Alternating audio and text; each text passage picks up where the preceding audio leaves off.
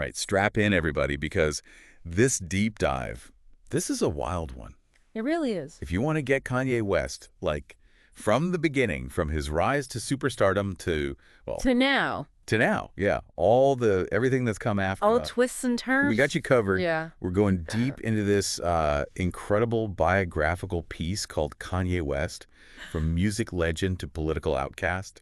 Oh, yeah. And that's a good one. there's a lot to unpack, but there is. That's what we're here for. That's the fun of it, right? I mean, what's so fascinating about Kanye is his story is about so much more than just the music. You know, we're talking fashion, race, politics, mental health, the changing landscape of media. I mean, he really is like a reflection of our times, isn't he? He is. So where do we even begin? This is a question. The guy interrupted Taylor Swift at the VMAs, said some truly baffling things about slavery, went full Maggie A hat, and somehow built this fashion empire amidst all the chaos. And through it all, the music never stopped. Never stopped. Yeah. Right. He just keeps going. So you can't really understand Kanye without understanding his music. Okay, so let's rewind. Let's go back to the early 2000s Chicago. Young Kanye, soaking up all these influences, especially from his mom, Donda. Donda, big influence. A college professor. He even tries art school for a bit, but it wasn't enough. The pull of the music was too strong. Too strong, yeah. Drops out. Drops out. And then in 2004,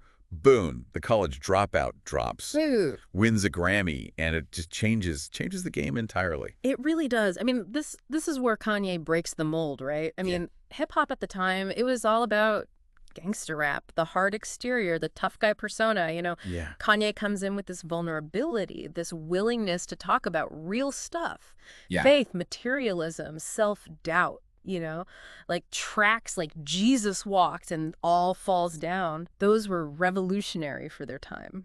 And musically, he's like sampling soul, gospel. He's bringing these rich, layered sounds that were just so fresh in the hip-hop world at that time. Absolutely. And you can see why artists like Drake and Kid Cudi cite him as a major influence. Huge influence. I mean, he opened the door for a whole wave of artists to explore more introspective themes, to blend genres, to be emotional, to be vulnerable in their music. Yeah. It's a seismic shift. It was. So then comes graduation in 2007. 2007, Kanye on top of the world. On top of the world, outselling 50 Cent in this huge public rivalry. Epic. And his star power at this point is undeniable. Undeniable. But then just when you think he's settled into this, like, stadium anthem, pop rap lane, he drops 808s and Heartbreak in 2008. Oh, 808s. That's, like, wait, what? What just happened? What just happened? This is totally different. This is Kanye's constant evolution, right? He refuses to be boxed in. 808s and Heartbreak was raw, it was experimental, heavy on the auto-tune, which, you know, back then, auto-tune was still a relatively new technology, and he was using it in a way that nobody else had before, right? To distort his vocals, to create this almost robotic, melancholic sound. Yeah, and it's like he was processing this immense heartbreak. His mother just passed away, and he's doing it through these distorted vocals, these minimalist electronic beats, and it was a huge risk at the time, but it paid off. Huge risk, yeah, but it absolutely paid off. I mean, 808s and Heartbreak, it influenced everybody, from Drake to The Weeknd to Kid Cudi. Yeah. Suddenly, it was cool for hip-hop and pop artists to be emotionally raw, to experiment with electronic sounds, to embrace vulnerability. Like, it changed the whole sonic landscape. Okay, so we've got the soulful, introspective Kanye. We've got the electronic, heartbroken Kanye. What comes next? Well, in 2010, he releases what a lot of people consider his magnum opus, My Beautiful Dark Twisted Fantasy. It's ambitious, it's complex, it's maximalist in every way. You know, you've got soaring orchestral arrangements, you got guest appearances from everybody, from Elton John to Nicki Minaj. I mean, the themes, right? Oh, the themes. He's tackling fame, excess, mental health, self-doubt. He's wrestling with his own demons in a very, very public way. It's considered one of the greatest albums of all time for a reason. You can spend hours unpacking the layers of meaning, the musical references, just the sheer density of the production. So at this point, Kanye is on top of the music world. He's pushing boundaries. He's a critical darling. But then things start to shift. It's 2009, the MTV VMAs, and Kanye does something that will forever change the course of his career. Oh, yeah. He interrupts Taylor Swift Oh, yeah. during her acceptance speech for Best Female Video. I remember watching it live Yeah. and thinking, did that really just happen? It was a moment. Yeah. A defining moment, both for Kanye and for pop culture. I think so. Here he is at this awards show, right? Mhm. This is meant to celebrate, yeah.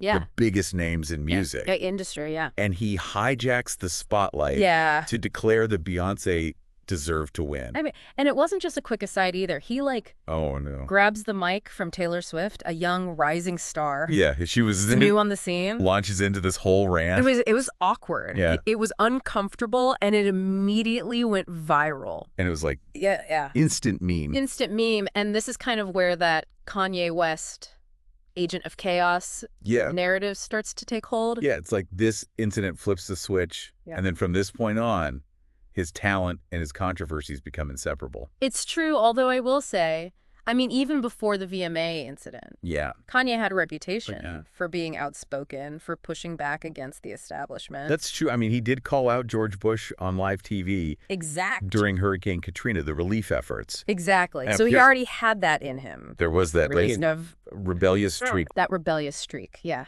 Yeah, but the Taylor Swift incident? It just amplified everything. Right. Suddenly, he's the guy who can't control his impulses, who's always looking for a fight. Yeah, and then there's other outbursts, the controversial statements, that whole slavery was a choice comment in 2018. Yeah, that one really alienated A lot of his fans, I would imagine. particularly within the Black community. Yeah. It was seen as a deeply insensitive and historically inaccurate statement. Yeah, it's like, on the one hand, he's this musical visionary, this fashion icon. On the other hand, he's saying and doing things that are just deeply offensive and hurtful to people. So it creates this cognitive dissonance for a lot of people, Yeah. How do you reconcile the art with the artist when the artist is behaving so erratically? And then comes the Trump era, which just adds this whole other layer of complexity to everything. Yeah. Oh, absolutely. I mean, 2016, right? Kanye publicly voices his support for Donald Trump. Yeah. Who at the time was a very deeply polarizing figure. Polarizing, yeah. So for a lot of people, this was shocking. It was. Especially because Kanye had been so vocal about social justice issues in the past. Yeah, and it wasn't just a quiet endorsement either. Oh, no. He's meeting with Trump at the White House. White House visit, yeah. Wearing the Magier hat. The hat? Launching his own presidential campaign in 2020. Which a lot of people saw as a publicity stunt. It's a publicity stunt, yeah. It's just a way to stay in the headlines. Just want to stay relevant. Stay relevant, right. Okay, so we've got all these controversies piling up, but there's this other huge part of Kanye's story that we haven't even touched on yet, which is his fashion empire. Yeezy.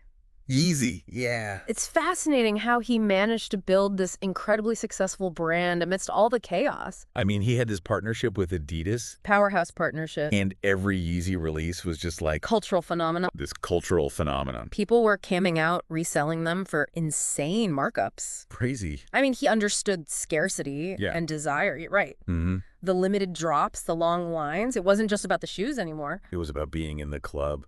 It was about being part of the movement. Yeah. Yeah. I mean, he was blending high fashion with streetwear, creating this kind of minimalist, futuristic aesthetic that nobody else was doing. It was so unique. So unique. And he's such a master marketer. Oh, he knew how to generate hype. Oh, yeah. He knew how to tap into that sense of exclusivity and belonging that drives so much of consumer culture. Yeah.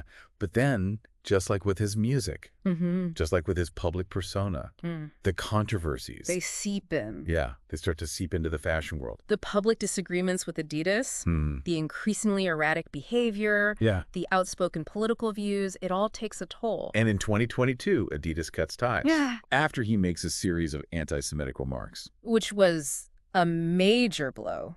Oh, yeah. To his business, to his reputation.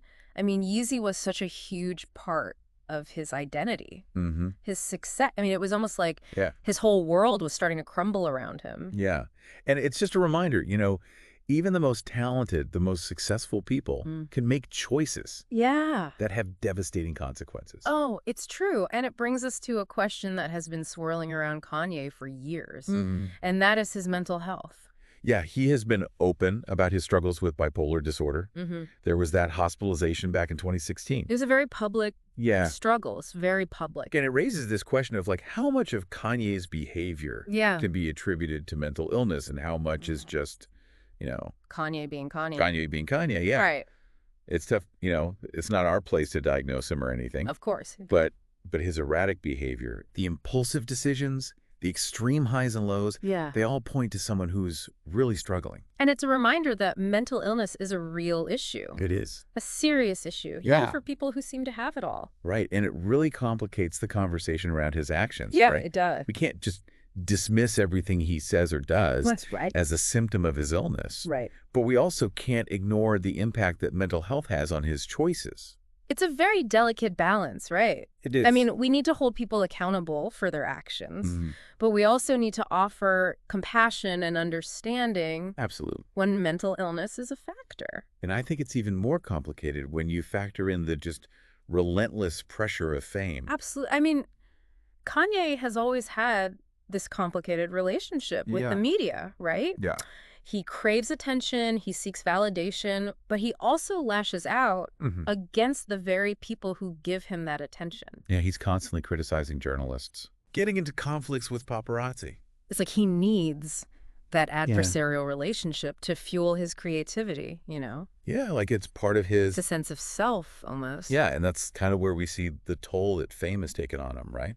Absolutely. The constant scrutiny. Yeah. The pressure to be relevant. Yeah. The blurring of his personal and professional life. I mean, it's a lot for anyone to handle. Especially when you're struggling with mental health issues on top of that. Right. It's a recipe for disaster. It is. And in many ways, Kanye's story has become this cautionary tale about the dangers of fame, the pressure to be everything to everyone, and the importance of seeking help. When you need it. When you need it, absolutely. But, let's not forget, amidst all the chaos, all the controversy, Kanye is still an incredibly talented musician. Oh, yeah. He is a visionary. He's an innovator. He changed the sound of hip-hop, influenced countless artists. Countless artists. Created some of the most groundbreaking music of our time.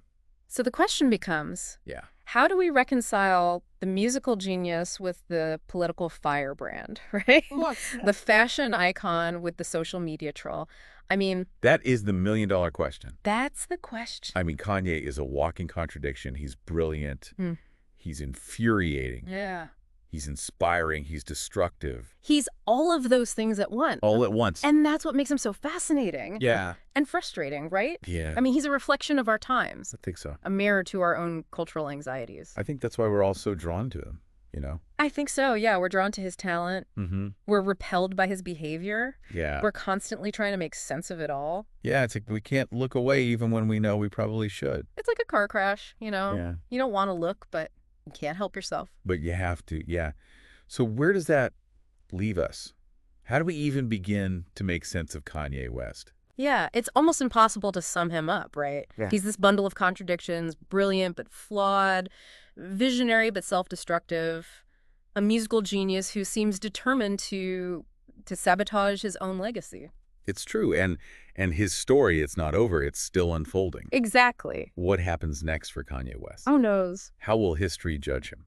I mean, one thing's for certain. What's that? Kanye West is going to continue to challenge us. He'll force us to question our assumptions about fame, about mental health, about the role of artists in society. And he'll continue to blur the lines between art and controversy, genius and madness. I mean, think about it. From his early days as a producer, crafting beats for Jay-Z, to his genre-bending albums like 808s and Heartbreak and Jesus. Oh, yeah. Kanye has never been afraid to experiment, Yeah. to push boundaries. He wasn't content with just being a rapper or a producer, right? Nope. He had to be a fashion designer, a cultural icon, a political provocateur. It's that ambition, that drive to transcend categories that's a huge part of his appeal. And it's also been a source of his downfall, right? Yeah, he reached for so much, achieved so much, but it seems like it all came at a cost. His relationships, his mental health, his reputation, they've all suffered. It makes you wonder, what is the price of genius? How much can one person endure before they break? Yeah, and what does it say about us, about our culture, that we're so fascinated by someone who is so clearly struggling? Maybe we see ourselves in Kanye, in his ambition, in his flaws, in his yearning for something more. Or maybe we're just drawn to the drama, to the spectacle of it all. I think it's probably a bit of both. We're drawn to his talent, his creativity, his willingness to say what others won't, but we're also repulsed by his behavior, his ego, his inability to control his impulses. It's like a car crash. You know you shouldn't look, but you can't help yourself. Exactly. Kanye is a train wreck. But he's our train wreck, and we can't seem to tear our eyes away. So what's the takeaway here? What have we learned by going on this deep dive into the world of Kanye West? Well, I think we've learned that genius is complicated, that success doesn't always equal happiness, that fame can be both a blessing and a curse. And that even the most talented, the most celebrated people are still human beings, with all the flaws and vulnerabilities that come with being human. Kanye West's story is a cautionary tale, a reminder that even when you reach the top, there's still a long way to fall. It's also a story of resilience, of creativity, of the enduring power of art.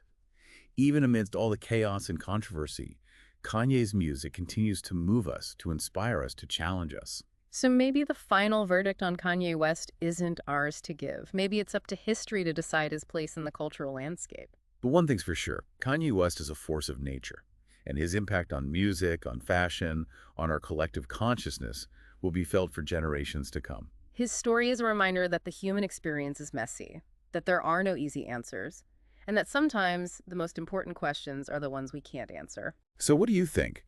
What stands out to you about Kanye's journey? Is he a hero, a villain, or something far more complex?